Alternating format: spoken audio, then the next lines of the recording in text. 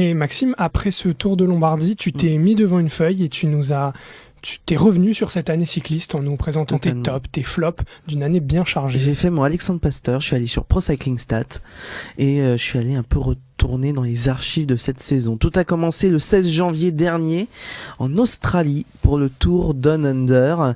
Alors j'ai décidé de vous faire ça en top et flop pour changer mes tops d'abord. Et je pense qu'on ne peut pas le louper. Alejandro Valverde, à 38 ans, est un top cette saison. Surtout qu'il a été régulier tout au long de la saison. Il a commencé dès le mois de février. Tour de Valence, Tour d'Abu Dhabi.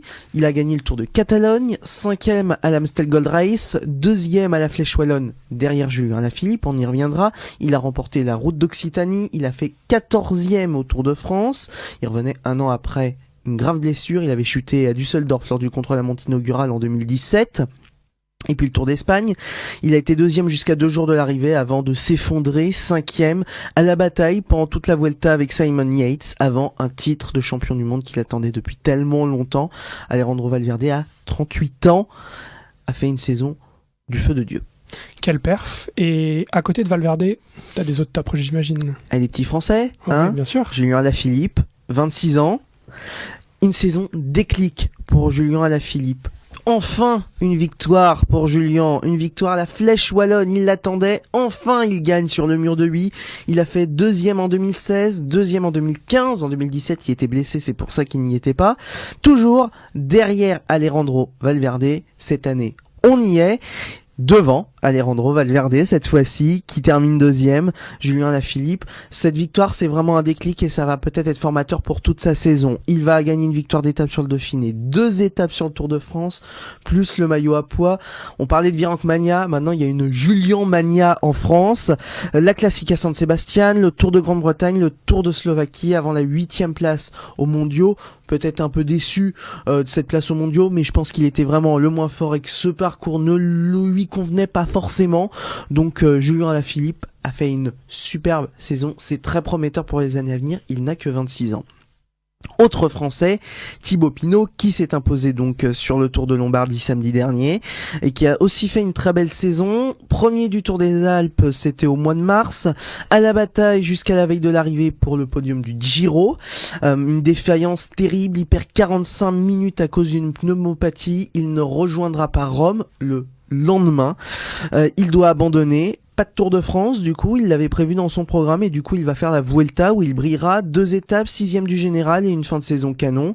Victoire à Milan-Turin, c'était aussi cette semaine. Et puis le Tour de Lombardie, un des meilleurs de la saison. Et c'est aussi une saison assez paradoxale que celle de la Groupama FDJ puisque malgré ce trou de Thibaut Pinot dans cette saison où il ne va pas faire le Tour de France, la FDJ c'est quand même 32 victoires cette saison. C'est la 4e meilleure équipe dans le peloton mondial. C'est-à-dire que devant on a la Quick Step, on a la Sky, on a la Mitchelton Scott et on a la FDJ qui arrive en 4e position. Avec une victoire sur le Tour pour Desmar. Et la victoire sur le Tour d'Arnaud Desmar et le titre de champion de France pour la je ne sais combienième année consécutive d'Anthony Roux. Bref, une saison. Un petit maillot rouge aussi un peu sur la Vuelta. Et un maillot rouge de Rudy Mollard sur la Vuelta. Bref, une saison accomplie pour la Groupama FDJ qui, je pense, cette année, plus que les années précédentes, s'est vraiment imposée comme une saison, comme une équipe importante du plateau du World Tour. Plus qu'AG2R qui était plus le leadership français, là c'est vraiment eux compris totalement. Cette saison vraiment. Le problème d'AG2R, je pense que c'est qu'ils n'ont qu'un leader qui est Romain Bardet et que mais même si on a des Pierre Latour, Tony Galopin derrière, l'équipe était l'équipe est belle, mais je pense qu'elle est trop centrée sur Romain Bardet pour pouvoir avoir un leadership alors que Pozzovivo et Perron en fait étaient tellement vieux, ils sont restés tellement longtemps qu'ils ont un peu caché qu'il y avait personne derrière. Total. Mais Latour peut bien exploser l'année prochaine ou dans 2 ans quand même, il a un potentiel assez fou ce type. Mais pareil à la FDJ qu'à Gaudu qui est tout jeune, qui doit avoir 21 ans. Qui nous a fait un strike à Milan-Turin assez magnifique. Il s'écarte, il fait tomber Miguel Ángel Lopez, c'était assez beau. Et comme quoi quand on enlève la pression sur les épaules de Thibaut Pinot, il est capable de nous faire des choses exceptionnelles. Bon, et aux côtés de Valverde, Alaphilippe, Thibaut Pinot, tu nous as déniché un dernier petit top. Un petit Sagan. Allez. Bon, plus de maillot arc-en-ciel pour Peter Sagan, on pouvait s'y attendre. Le parcours était beaucoup trop dur, mais quand même une saison accomplie. Il égale le record du maillot vert. 6e maillot vert pour Peter Sagan, record d'Eric Zabel égalé. On rappelle Eric Zabel, sprinter allemand de la T-Mobile dans les années EPO. 3 étapes sur le Tour de France 2018. Et puis surtout, la consécration cette année pour Peter Sagan. Il a vaincu l'enfer du Nord. Il a gagné Paris-Roubaix devant le coureur de l'équipage G2R. On en parlait, Sylvain Dillier. Il a, après le Tour des Flandres en 2016, c'est son 2e monument flandrien. Et puis un 3e Gand-Wevelgem dans la poche. C'est plutôt pas mal. Saison accomplie encore pour Peter Sagan. C'est énorme. Il est fou ce type. Et encore une fois, il va pas reporter son maillot d'équipe classique, puisqu'il est encore champion de Slovaquie, donc il va encore avoir un maillot distinctif au moins jusqu'au mois de juin. Et puis logiquement, vu qu'il y a personne sur le championnat de Slovaquie, mis à part lui et son frère. On ne verra pas encore porter un maillot distinctif avant qu'il reprenne le titre de champion du monde en septembre sur le tour, prochain. Il va encore garder son maillot vert. C'est ça, on le voit une étape sans le maillot vert sur le tour, 2-3 maximum, mais après c'est en vert toute la... Ouais. Il n'aura plus les parements arc-en-ciel sur le maillot vert qu'il y avait cette année. Mais bon. Et puis, dernier top, c'est cette nouvelle génération du cyclisme qui a commencé à s'imposer cette année. Ça a commencé des Paris-Nice avec l'Espagnol Marc Soler, 24 ans, qui s'est imposé. Michael Valgren, va falloir retenir ce nom parce qu'il a remporté l'Amstel Gold Race. Il a encore fait un très beau championnat du monde aussi, 26 ans. Egan Bernal, alors là c'est la petite pépite du cyclisme colombien, 21 ans, 15e du Tour de France, vainqueur du Tour de Californie, 2e du Tour de Romandie, échappé avec Pino et Nibali d'ailleurs sur le Tour de Lombardie cette année où il a fait 12e. Et puis on a aussi quelques noms qu'il va falloir retenir, Sam Oomen, Mats Petersen, Tao Geoghegan Hart, c'est vraiment difficile à dire celui-là, Fabio Jacobsen, Henrik Mas, le coureur de l'équipe Quick Step qui très fort, qui a fait un Tour d'Espagne monstrueux et qui... Podium d'ailleurs, non? Ouais, oui, podium. Il fait 2. Et puis retenez surtout ce nom. Il a ébloui les championnats du monde. Il est extraordinaire. Il s'appelle Remco Evenepoel. Il a tout défoncé. Il a tout gagné chez les moins de 20 ans. Contre la montre et route chez les championnats du monde. Il a remporté, on va dire, presque 90% des courses suivantes cette année. Il est belge. Il a 18 ans. L'année prochaine, il sera à la Quick Step, retenez bien ce nom, Remco Evenepoel. Bizarrement à la Quick Step, tiens. Ouais. Oh, pour un Belge, classique. Maxime, pour un mec qui gagne surtout. Ouais, c'est ça. Tu nous as présenté tes tops. Il y a sûrement des flops aussi sur cette année. Ouais, et le premier flop, c'est pas des moindres, c'est le Tour de France cette année, qui a quand même été assez déceptif. J'ai envie de dire qu'on s'est un peu emmerdé sur ce tour. C'est pas le problème du parcours. Je pense que le parcours était sympa, plutôt bien dessiné. Il y avait quand même des belles arrivées. Mais le problème, c'est un changement de physionomie du cyclisme et surtout un changement de physionomie dans le Tour de France. On n'a plus les grands duels comme on a pu avoir d'ailleurs samedi sur le Tour de Lombardie entre Pinot et Alaphilippe, Pinot et Nibali. Maintenant, le Tour de France, c'est une équipe dominante qui met sur orbite son leader. C'était déjà le cas dans les années Armstrong et compagnie, mais pas à ce point-là quand même. Cette année, c'était Geraint Thomas. On n'a plus d'attaques. Quand il y a des attaques, elles sont reprises par Sky, qui a encore au moins 6 coureurs à la dernière côte. Le problème, c'est que la Sky, tous les coureurs, ils seraient leaders dans les autres équipes. C'est une équipe de leaders. Ça fait plusieurs années. Hein. Quand on a Bernal, quand on a Kwiatkowski, quand on a Geraint Thomas, Christopher Froome, c'est ça.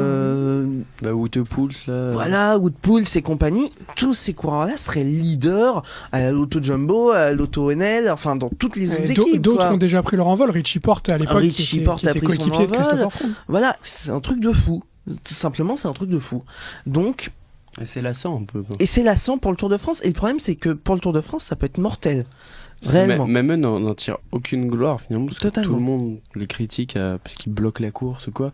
C'est pas la même domination qu'on peut voir dans d'autres sports quand des équipes écrasent tout. Parce qu'on a toujours du spectacle en fait, alors qu'eux ils tuent tout le spectacle. Et résultat, la Vuelta et le Giro sont beaucoup plus intéressants sportivement parce qu'on n'a pas ces grosses écuries. On n'a pas cette équipe avec 8 leaders. Mais surtout que la folie est autorisée quoi. Alors Sky bloque tout, ils prennent 3 minutes sur des vieux faits de course en début de tour à chaque fois, des crevaisons, des bordures, ils se font plaisir. Et après, on se fait chier. Il a encore Froome est tombé cette année. Ouais, mais ils ont d'autres leaders, ils ont dit vas-y, hop, c'est parti. Alors que sur les autres grands tours, ça attaque à tout va.